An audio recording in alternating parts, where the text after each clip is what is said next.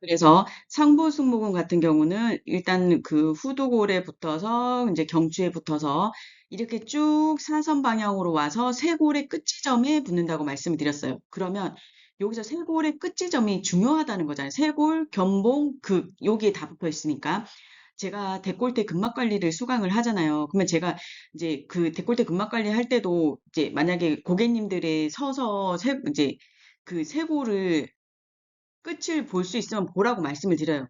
근데 끝을 봤는데 얘가 끝에가 올라가 있으면 아, 얘는 이쪽이 좀 더 상부승모 역할이 있겠구나. 근데 이게 쇄골이 정상적으로 대칭이 없죠. 한쪽이 끝이 올라갔으면 한쪽 끝은 약간 내려와 있어요. 그러면 아, 얘는 이제 다른 근육에 또 영향이 있겠구나라고 제가 보라고 말씀을 드리는데 만약에 누워서만 한다라는 그러면 누워서는 어떻게 확인을 할 수가 있냐? 그러면 요 입고 있죠, 여기. 흉골에 붙어 있는 흉골과 쇄골 사이에 여기로 체크를 하는 거예요, 여기. 여기로 체크하면 한쪽이 올라갔으면 한 이 끝은 내려오고 얘가 내려가 있으면 이 끝은 올라가 있는 거예요. 제가 이거를 그 수강하신 원장님들은 아시겠지만 시소라고 얘기를 해요. 왜냐면 요즘 데콜테 교정이라고 얘기를 하시는데 도저히 그게 교정이 뭔지는 모르겠어요. 근데 아셔야 되는 게 교정이라는 단어 자체를 쓰는 것도 쓰는 건데 절대 전면만 해서는 안 된다. 알고 계셔야 돼요. 전면. 전면을 해서 뭐 이게 쇄골이 이렇게 했는데 그러면 이 사람을 섰을 때 우리가 서 있을 때 이제 골반 틀어짐, 발 뭐 다리 길이 차이 있고 뭐 측만 있는 사람도 있고 다양할 텐데 그런 사람들도 섰을 때도 이게 똑같냐는 거예요. 그리고 앉아서 사진 찍는 것도 그래. 왜냐 골반이라는 변수를 배제하고 찍는 거잖아요. 도대체 이게 뭔 의미가 있는지는 모르겠지만 아무튼 이게 전체적으로 그 개념을 아시면 우리가 데콜테를 하는 이유를 저는 림프 배농이라고 얘기를 말씀을 드려요. 저한테도 이제 제가 수강 처음에 이걸 막 저는 이걸 좀 다 하셨으면 하는 마음으로 홍보할 때도 그때도 문의가 많이 왔어요. 이거 하면 어깨 맞춰지냐고. 그러면 저는 안 된다고 말씀을 드려요. 이거는 그런 개념이 아니다. 이걸 어깨에 맞추려면 얘만 단순하게 봐서는 되지 않는다. 그러면 이거를 하는 이유는 림프 배농을 위해서다. 이유가 뭐냐면 우리가 요거는 조금 짚고 갈게요. 이거 샵에서도 많이 쓰는 거니까. 우리가 쇄골 있잖아요, 원장님들. 쇄골이 일자쇄골이 요즘 뭐 홍보도 많이 하고 뭐 고객님들도 원하니까 일자쇄골이라 단어를 많이 쓰는 거겠죠. 근데 일자쇄골이 이게 뭘까요? 이거는 처진 어깨를 말하는 거예요. 우리의 쇄골의 정상 각도는 5도에서 10도 정도 올라가셔야 돼요. 그래서 제가 이 끝에가 보라는 게 여기서 우리가 흉골을 해서 이렇게 붙어 있잖아요. 얘가 얘랑 거의 수평으로 이렇게 돼 있어요. 아니 뭐 미용상으로 입힐 수는 있어요. 근데 이 사람들은 대부분 처진 어깨예요. 처진 어깨는 뭐다?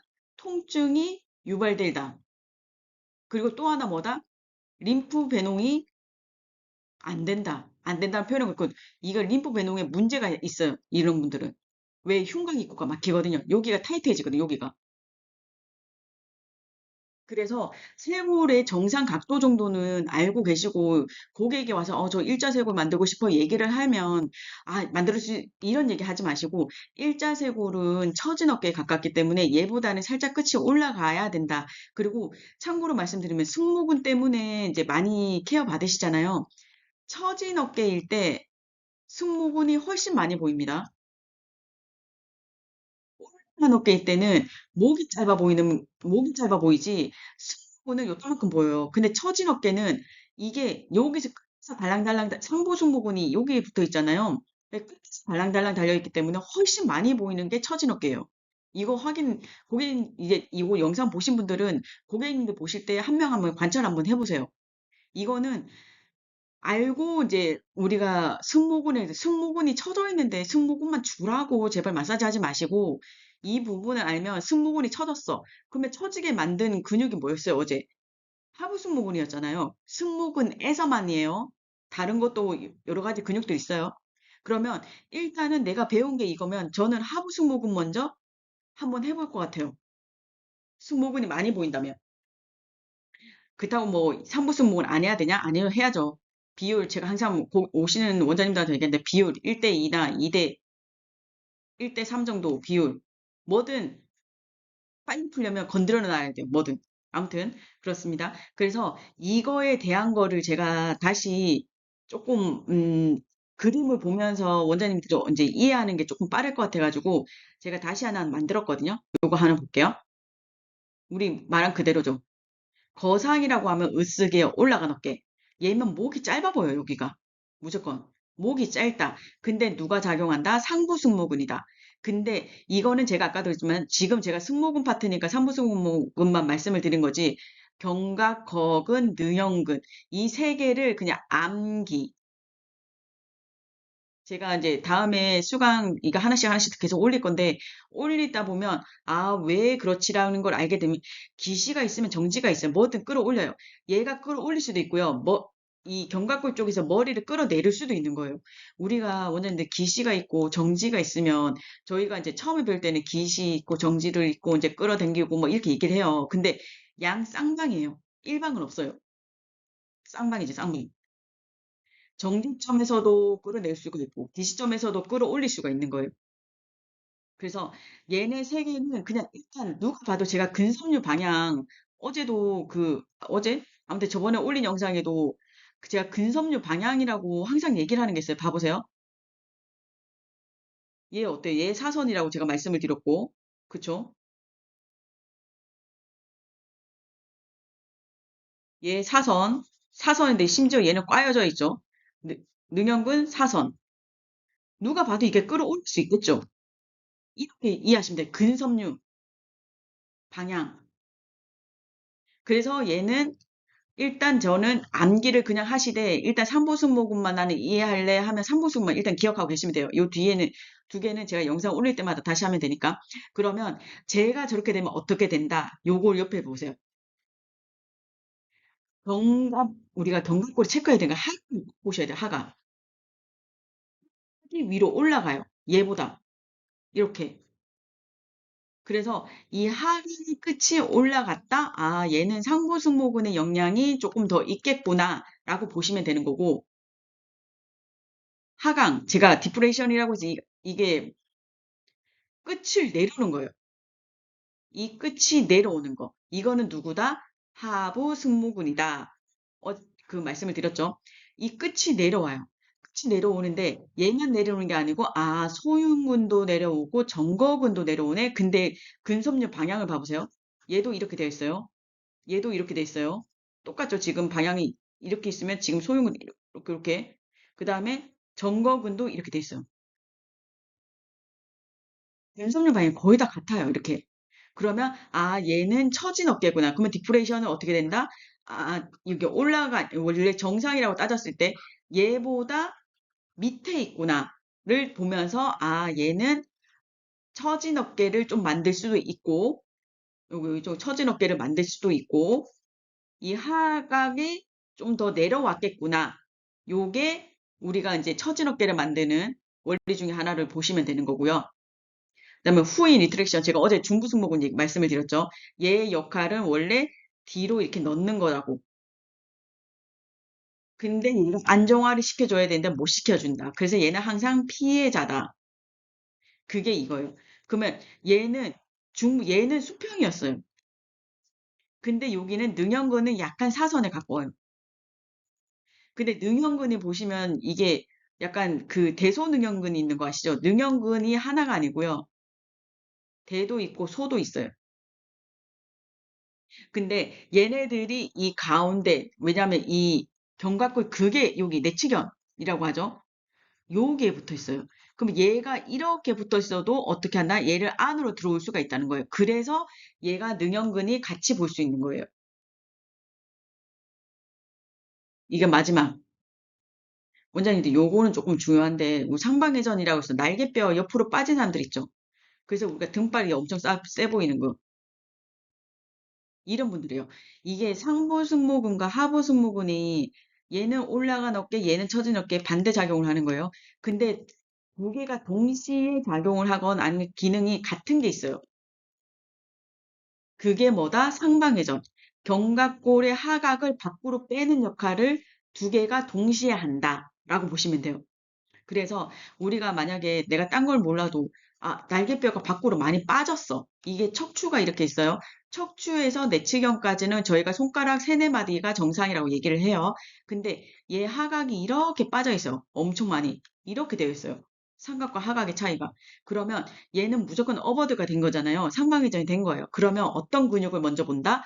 무조건 상부 승모근, 하부 승모근을 보되 1순위라는 게 있죠. 정거근도 있죠, 여기. 1순위는 정거근이에요. 그리고 내가 어깨 높이, 지금 저희가 어깨 높이 가지고 얘기를 하잖아요. 올라가면서 밖으로 빠졌다. 이거는 누구다? 상부 승모근을 보는 거고, 플러스 정거근은 무조건. 그 다음에 이 끝이 내려가면서 어버드 된 게 있어요. 밖으로 빠진 게. 이거는 하부 승모근과 플러스 정거근을 보는 거예요. 그래서 승모근이라고 하는 아이가 밖으로 빼주는 역할을 하는데 그 중에서 메인은 정거근이다. 정거근을 1순위로 무조건 얘는 선택의 여지가 없어요. 그냥 무조건 다 하세요. 얘는 무조건 다 하고 거기서 올라갔으면 상부 승모근 쪽을 조금 더 많이 끝이 내려갔으면 하부 승모근 쪽을 좀 더 많이 요런 식으로 하시면 되세요. 자, 이게 뭐냐 하면 요거는 저희가 이제 저한테도 그렇지만 여기 원장님들 얘기 들어보니까 그 오십견이나 팔에 문제 있으신 분들이 많이 오시더라고요. 생각보다 샵에. 근데 그런 분들을 이해하려면 요거를 알고 있으셔야 돼요. 이게 뭐냐 하면 우리가 팔이 움직이는 거 있죠. 원장님들도 움직일 때 보시면 이제 점점 이제 나이가 들면 들수록 이거 이제 그다음부터는 관절과의 싸움이거든요. 그 전까지는 근육통의 싸움이에요. 어렸을 때는. 근데 나이가 들면 관절과의 싸움이에요. 이 관절. 우리가 숄더 조인트라고 하는 이 관절. 얘는 우리가 만세를 할 때는 그냥 팔만 움직이지 않아요. 왜? 팔만 움직이지 않고 얘가 관절이다 보니까 얘가 팔이 올라갈 때 견갑골이 상방회전이라고 해서 밖으로 빠져줘야 되고 얘네 두 개만 움직이냐? 아니. 그 앞에 있는 쇄골 1, 2, 3번이 조합을 이뤘을 때 팔이 만세가 되는 거예요. 그러면 우리가 오십견, 팔을 못 움직이는 게 대표적인 거죠. 그러면 있다는 거는 이 세 개가 문제가 누구 하나가 지금 있다는 거예요.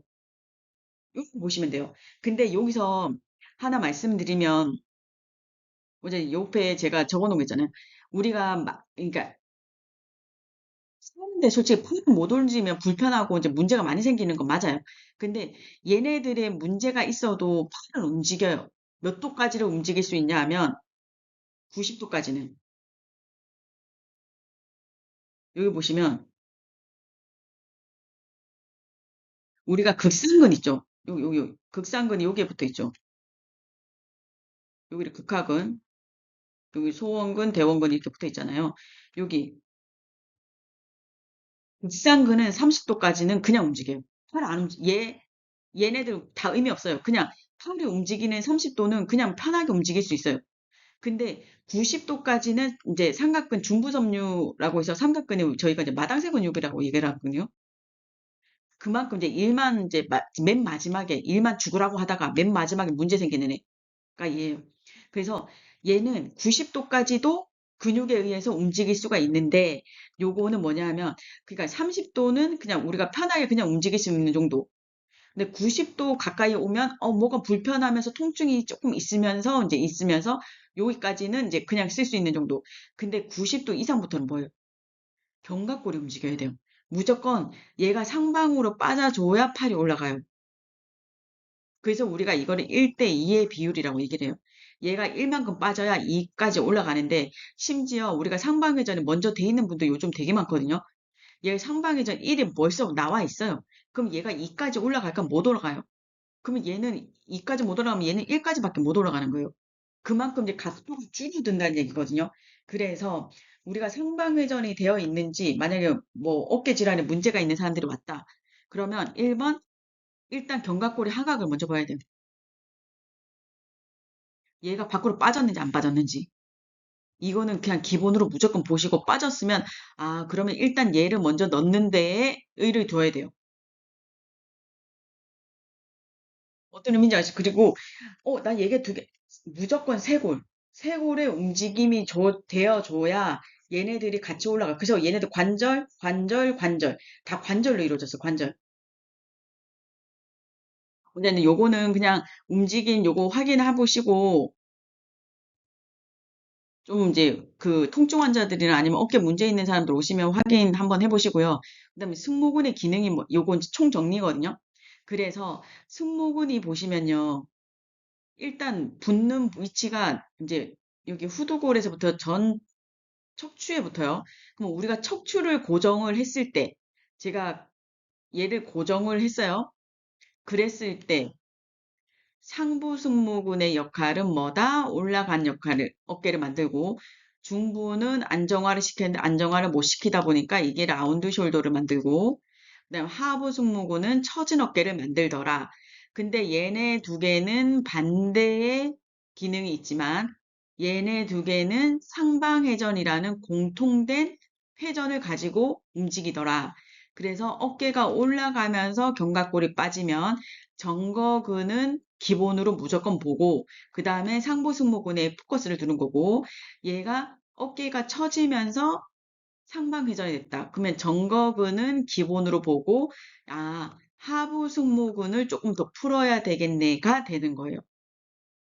얘는 보시면요. 우리가 이제 상부승모근만 말씀인데 상부승모근이 저희가 다 여기에 붙어 있잖아요. 상부승모근이 한쪽으로 편측, 뭐 양쪽으로 작용도 하겠지만 편측, 한쪽으로도 작용을 하겠죠. 그러면 제가 뭐라 그랬죠? 갸우뚱 해주는 자세가 된댔어요. 갸우뚱 할 때 이렇게 상부승모근과 SCM은 근섬유 방향이 어떻다? 같다.